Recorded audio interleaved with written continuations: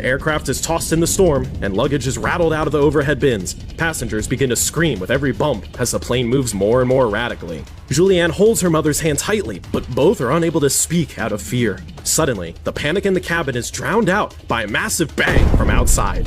When Julianne looks back out the window again, she sees that the plane's right wing is on fire. Terrified, she looks to her mom, who looks back at her and calmly says, "That is the end. It's all over."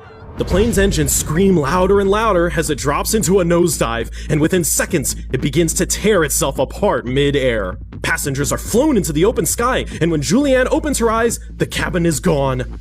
Wind is ripping past her as she falls towards the rainforest below, still strapped into her bench seat. As the tree line accelerates towards her, she passes out.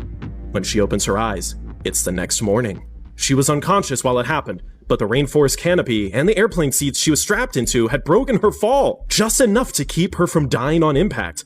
Somehow, she is still alive. She immediately calls out for her mother, but nobody answers. As she tries to stand, her head begins to spin from a brutal concussion. She stumbles through the wreckage, desperately searching for other passengers, but she is completely alone. As she checks herself, she realizes her collarbone is broken. She also has a deep gash along her right arm, a badly wounded knee, and an injured eye. To make matters worse, she's lost her glasses, and being short-sighted meant she was now nearly blind to the dangers lurking around her in the rainforest.